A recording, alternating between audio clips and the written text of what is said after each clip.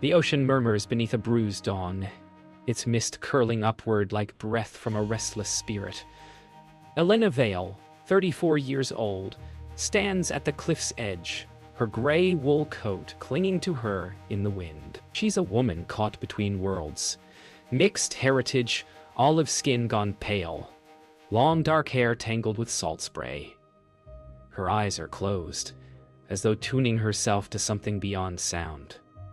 The sea speaks in fragments. A name drifts through the air. Liam. Suddenly the fog thickens, forming a tunnel of flickering light. Within it appears Liam Carver, 24, male, fair-skinned, light brown hair, clean-shaven, wearing a damp white t-shirt and jeans. His face is pale with terror, his hand reaching forward before vanishing into blackness. The image tears apart into flashes. Rope fibers, gasping breath, a hand clawing for help. Elena drops to her knees, trembling. The mist dissolves, revealing the empty sky. In her palm lies a small seashell, faintly glowing with warmth. She stares at it, knowing this was no suicide. Morning light drips weakly through the lace curtains of Elena Vale's small coastal kitchen. The storm outside is calmed, but inside, her mind roars. She sits wrapped in a thick blanket, 34 years old, yet looking far older under the gray light. Before her lies the local newspaper. College student found dead, apparent suicide. Liam Carver's smiling photo stares back from the page, alive and full of youth, mocking the lifeless vision she endured. Her coffee has gone untouched, its steam long dead. She traces his name with her fingertip, whispering, "You didn't jump, did you?" The words hang in the air, fragile and sincere. The old wall clock ticks too loud, and for a heartbeat, the hand stops. The silence feels sentient. From across the room, the framed photo of her 12-year-old self catches her eye. A girl smiling by the sea, unaware that someday she'd learn to hear the voices that never leave. Detective Marcus Harlan, 42, leans against his black sedan outside the police station, cigarette smoldering in the rain. He's rugged, tall, unshaven, a man who's seen enough ghosts of his own to stop believing in others. When Elena approaches, she's trembling but determined, coat soaked, eyes fever bright. Her voice shakes as she recounts what she saw. The rope, the bruises, the way Liam's body hung wrong. Marcus studies her, jaw tightening. The details she knows shouldn't exist outside police files. "I saw him," she insists. "It wasn't suicide." He exhales a slow breath, smoke and doubt mingling in the drizzle. "Man," he says evenly, "you don't want to be part of this." But as she turns away, the folder slips from his grasp, a photo tumbling free, the rope angle wrong, just like she said. He looks up. She's already walking into the fog. That night, rain gives way to silence.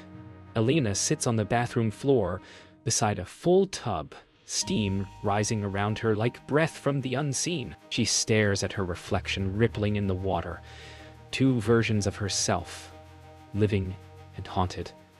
Candlelight flickers against her pale face, deepening the dark hollows under her eyes.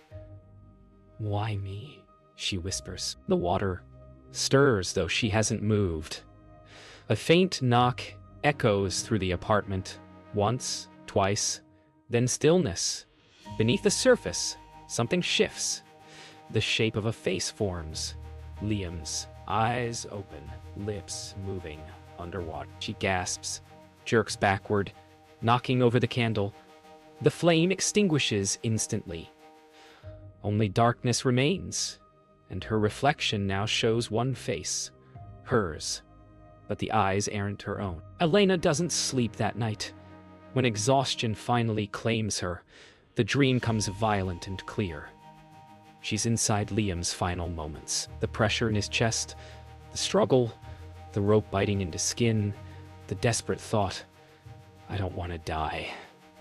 She wakes gasping, drenched in sweat, the scream caught in her throat. Moonlight slants through the blinds, striping her across the bed. On the nightstand, the seashell hums, Faintly, rhythmically, a heartbeat that isn't hers. She touches it, trembling, and the whisper comes again from nowhere and everywhere. Find me. Her tears fall silently. In that moment, fear gives way to purpose. Tomorrow she'll go back to Marcus. The living may not believe her, but the dead already do. The next morning, gray clouds drag across the coastal sky like bruises that never heal. Inside the precinct, fluorescent lights hum with a kind of sterile cruelty. Elena Vale sits across from Detective Marcus Harlan, her hands clasped tightly in her lap. She's 34, pale from sleeplessness, her eyes dark hollows of conviction. Marcus watches her. 42, composed but uneasy. She repeats what she saw. The rope, the angle, the fear. Every detail she gives aligns with confidential evidence, and yet he can't allow himself to believe it. Dreams can trick memory, he says quietly. So can grief. Elena leans forward, voice shaking. I don't dream other people's deaths, detective. Silence settles between them like dust. For the first time, Marcus looks at her, not as a witness, but as a question he's afraid to ask. At the Carver home, grief lingers like a perfume that refuses to fade. Grace Carver, 50 years old, weary yet dignified, welcomes Elena inside with trembling hands. Photographs of Liam line the mantel. Birthdays, school plays, laughter frozen mid-breath. Warrell, they said he left a note, Grace whispers. But the handwriting, it wasn't his. Elena listens, absorbing the energy of the room. Heavy, humming, full of unfinished words. She closes her eyes, letting the silence speak. For a moment, the air grows colder. A glass picture frame tilts, falls, and shatters at their feet. Grace gasps. Elena's voice is low, steady. He's still here. The mother's face folds into her hands, sobbing, not in fear, but relief that someone finally believes what she's always known. Back home, Elena drags the old radio from her childhood closet. The one that used to pick up strange whispers after midnight. She sets it on her desk, tunes through static. Nothing. Then, faintly, a rhythm, a voice under the noise. At first it's indistinct, but as she narrows the dial, the words emerge. Don't. Stop. Her pulse quickens. The signal breaks, then returns louder, urgent. There. Static. Killed me. The radio sparks violently. The lights flicker out. Elena stumbles back, clutching the glowing seashell, now vibrating in her hand. The voice still echoes faintly, without the radio this time, coming from somewhere inside her head. She dreams again. Only this time she's not alone. Liam Carver stands in a room she's never seen. A dim storage space lined with boxes and rusted tools. His voice is soft but broken. You're close. When she wakes, the name of a street lingers on her tongue. Harbor Row. She writes it down before it fades. The world feels thinner today. Reflections don't match. Shadows linger too long. When she looks in the mirror, her face blurs slightly. And behind her, for half a breath, Liam stands, watching. She doesn't scream. She just whispers, "Show me." And the light flickers once in answer. By dusk, Elena finds herself standing at the edge of Harbor Row, just as the vision demanded. The old fishing warehouse looms in front of her, rusted, silent, forgotten. She steps inside, flashlight beams slicing through dust and darkness. The air smells of salt, oil, and something older. Near the back, she spots a rope. Same kind, same knot, hanging from a rafter. Beneath it, a broken chair. Her breath catches. It's exactly as she saw, but then something glints underfoot. A small police evidence tag marked #17, half buried in dust.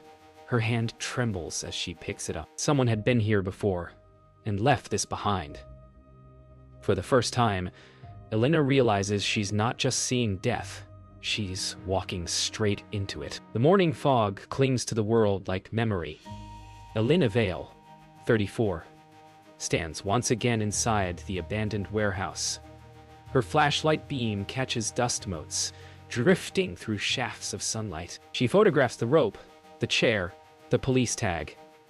When she turns, a faint handprint glistens on the concrete wall. Fresh, wet, too recent to belong to a ghost. Her breath quickens. She kneels, noticing footprints leading away from the spot. Boot prints, large, recent. The truth isn't buried. It's been hiding in plain sight. As her phone camera flashes, she catches for just a blink Liam Carver's reflection behind her in the lens. Watching, urging, she whispers, "I see it now." The air stirs once, as though in approval, then falls still. Detective Marcus Harlan slams the photo down on his desk, frustration etched across his face. The image Elena brought him shouldn't exist.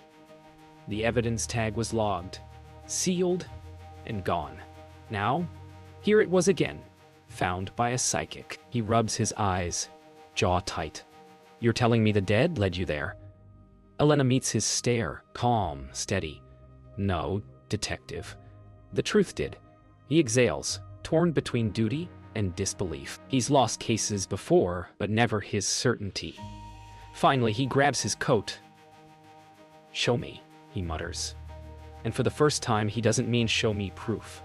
He means show me fate. Together, they follow the trail east of town where Liam's last phone signal was traced. Near the rocks below Crescent Pier, the tide crashes violently, waves foaming white around jagged stone. Elena's breath fogs the air. Her intuition sharpens like instinct. She moves toward a half-submerged wooden crate wedged between boulders. Inside, Marcus finds a rusted camera, waterlogged but intact. "Why here?" he mutters. Elena's voice trembles.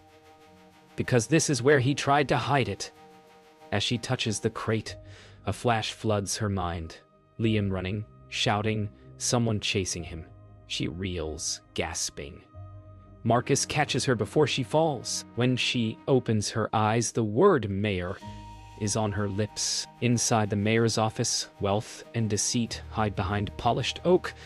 Mayor Donovan Pike, 58, silver-haired, smooth-voiced, smiles too easily. Marcus questions him about Liam, about a missing camera, about falsified autopsy records.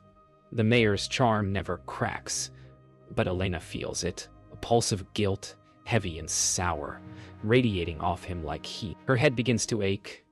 Her vision blurs.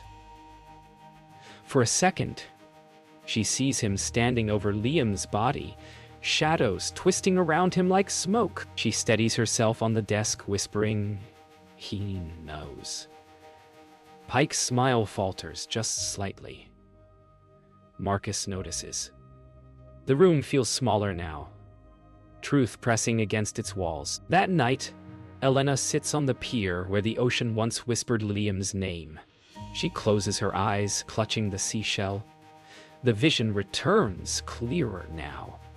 She sees Liam's final moments not alone, not despairing, but fight. The man with him wore gloves, moved with practiced calm. The camera fell. The rope tightened. Then darkness. When she opens her eyes, tears trace her cheeks. She looks toward the town lights shimmering across the water and whispers, "I saw who did it." The air stills. Somewhere far off, thunder rolls like an answer. The evidence spreads across Marcus's desk like a crime scene map of lies. Photos of Liam's body, autopsy reports, falsified timestamps, all connected by threads of deception. Elena Vale, 34, watches silently as Marcus Harlan, 42, studies the documents, his disbelief turning to anger. "They covered it up," he mutters. She nods, the weight of her visions heavy on her shoulders. The mayor, the coroner, maybe more. A storm rages outside, wind rattling the windows as if echoing their discovery. Marcus slams a fist against the table. "If this gets out, we're targets." Elena meets his gaze, Weary, unflinching. We already are. For a long moment, only the sound of the rain remains, relentless and real. Digging through police archives long past midnight, Marcus discovers something odd, a missing file number. Every suicide case logged that month jumps sequentially except one. Case 417 LC, Liam Carver. Elena stands beside him, tracing the file ledger with her fingertip. Someone deleted it, she murmurs. The computer monitor flickers, hums, then displays a static-filled image, Liam's face, distorted but unmistakable. The air chills. The lights flicker once, twice, then the screen goes black. Marcus exhales sharply. Elena's voice trembles. Hayes helping us. Marcus stares at her, half in awe, half in fear. No, he says quietly. He's warning us. In the dead of night, Marcus and Elena break into the mayor's private office. The city sleeps under rain, thunder rolling distant like judgment. Inside, the opulence feels obscene. Velvet curtains, mahogany furniture, portraits of smiling men who never paid for their sins. Elena moves instinctively to a locked drawer, pressing her palm against the wood. Her vision bursts open. Flashes of Liam struggling, the mayor's gloved hand, a voice ordering silence. She gasps, yanking the drawer open. Inside lies a hard drive labeled LC Evidence, Confidential. Marcus pockets it quickly, pulse pounding. From the shadows, a security light clicks on. Somewhere outside, a car engine starts. They know, Elena whispers. Back at the station, Marcus plugs in the stolen drive. Encrypted, heavily protected. Before he can decode it, Captain Reese, his superior, walks in. What the hell are you doing, Harlan? Marcus freezes. Elena steps forward, defiant.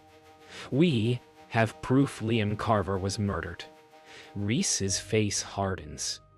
You think you're the first to try this? His hand drifts toward his weapon. Realization floods Marcus. Reese isn't trying to stop them for protocol. He's part of it. Marcus locks eyes with Elena. Run, he says. She hesitates only a second before bolting through the back hallway as gunfire erupts. Marcus fires back, glass shattering, alarms screaming. The deception is complete. The hunt has begun. Elena runs through the rain-drenched streets, her breath clouding in the cold. Behind her, sirens wail. The city now treating her as a fugitive. Her mind races. Marcus could be dead. The files may be lost. She turns down an alley toward the cliffs, drawn by instinct, by Liam's unseen hand. The fog rolls thick, muffling the world. She collapses beside a lamppost, tears mixing with rain. The seashell in her pocket pulses faintly. A whisper rises from the mist. Not alone. She lifts her head, and there, a figure walking toward her. It's Marcus, alive, bleeding, clutching the hard drive. We finish this, he says. Lightning flashes, casting them as silhouettes against the storm. White. The storm hasn't stopped for days. Inside an abandoned lighthouse overlooking the Oregon coast, Elena Vale, 34, and Marcus Harlan, 42, find brief refuge. The power is out. Wind hums through broken glass. Marcus tends to his wounded arm while Elena sits near the rusted railing, staring at the seashell glowing faintly beside her. You could veft, she murmurs. He chuckles without humor. And miss all this? Silence follows, heavy but companionable. Outside, waves crash against the rocks, a rhythm of inevitability. Elena whispers, he's close. Marcus looks at her, uncertain. Liam? She nods. No, she says softly. The man who killed him that night. Elena dreams of drowning. But the ocean isn't water. It's memory. Faces blur beneath the surface. Liam's her own as a child. and dozens more whispering truths she can't bear to hear. She floats between them, powerless, until a hand grabs hers, Liam's, pulling her upward toward light. But as she surfaces, she sees the rope again, this time around her own neck. She screams, wakes choking, hands clawing at her throat. Marcus rushes to her side. "It's just a dream," he says, but she shakes her head, tears streaming. "No, it's a warning. We're next." Outside, thunder cracks as though agreeing. Morning brings a rare calm. Marcus sits near the lighthouse window, staring at the rising sun bleeding through fog. He speaks without turning. "You know what it's like to lose someone and never get an answer?" His voice cracks. "My wife? She was killed during a robbery. Case never closed." Elena listens quietly, eyes soft with empathy. "Maybe she's the reason you believed me," she says. He nods, a bitter smile tugging at his lips. "Maybe she's the one who made me stop." A long pause. Until now, he meets her gaze, eyes red. If Liam's death can bring the truth to light, then maybe none of them are gone. The seashell hums once, faint but unmistakable, like an affirmation. By late afternoon, Elena's visions overwhelm her senses. Every sound carries echoes of voices not her own. The sea outside roars with memories. She sees Liam Carver standing by the spiral stairs of the lighthouse, translucent, pleading. "They're coming," he says. She turns, but Marcus sees nothing. "Elena, you need rest." She shakes her head, trembling. "He's showing me." Her vision splits. Flashes of the mayor's mansion. Men in suits, burning files. The coroner's trembling hands. The world spins. She collapses. Marcus catches her before she hits the floor. In that moment, both understand.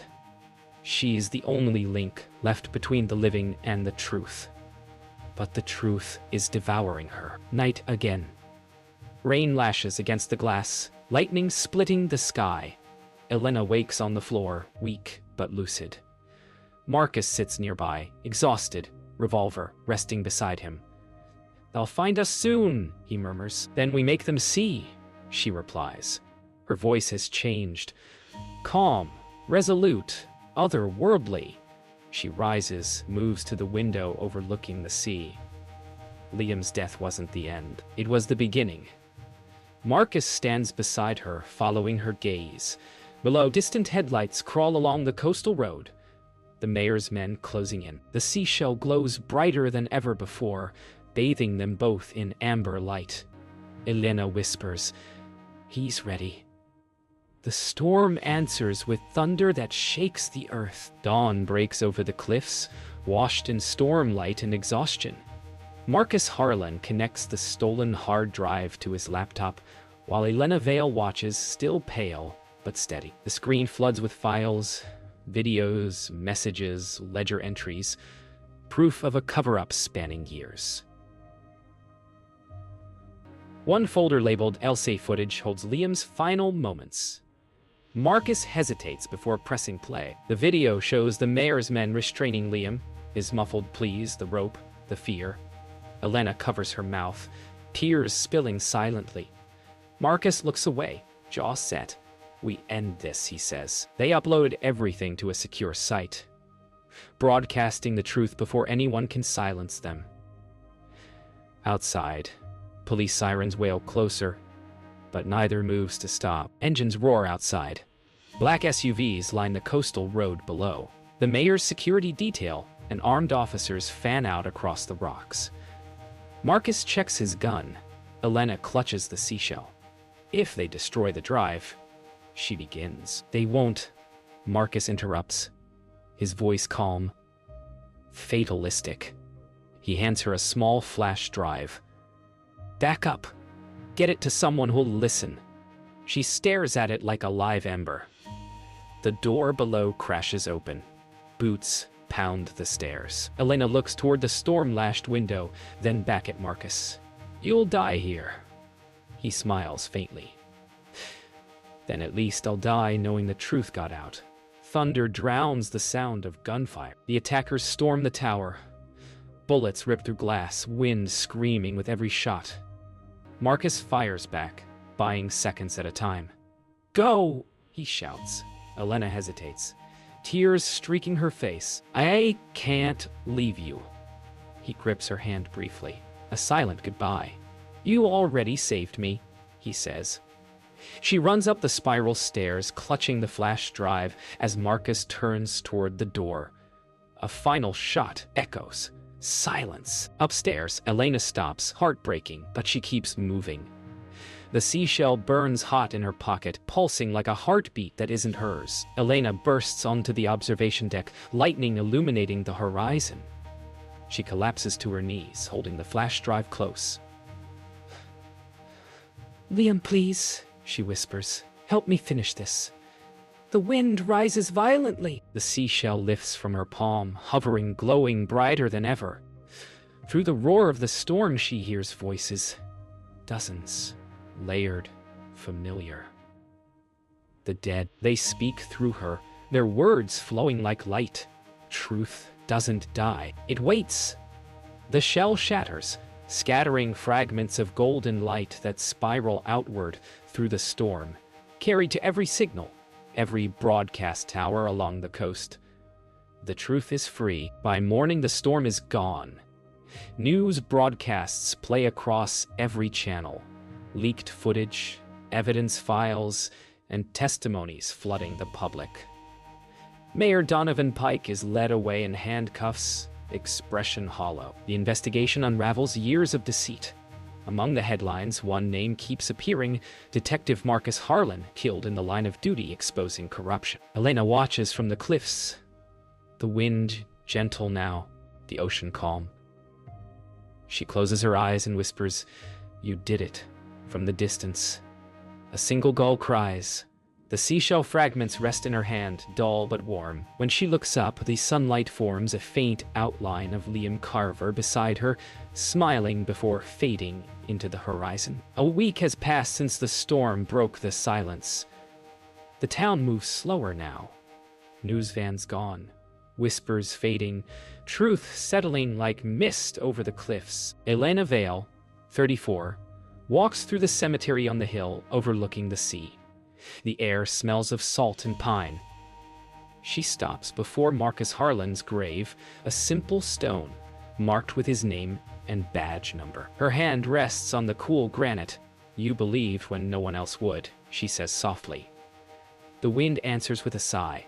She turns toward another headstone beside his, Liam Carver. For the first time, she feels no voices, no visions, only silence.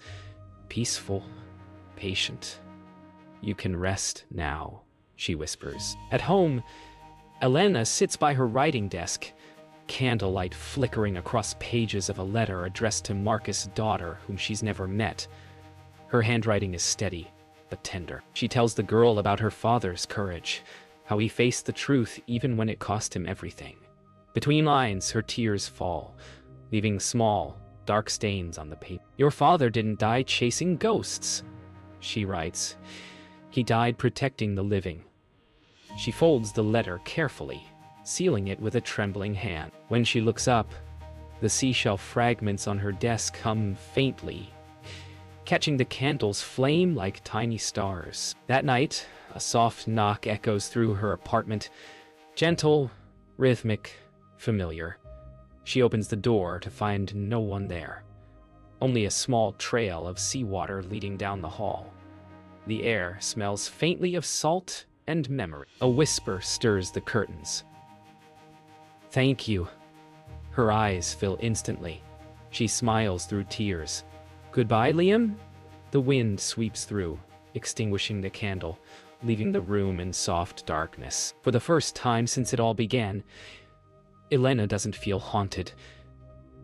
She feels accompanied. Weeks later, the sea is calm again. Elena walks along the shore where the story began, her boots sinking into wet sand.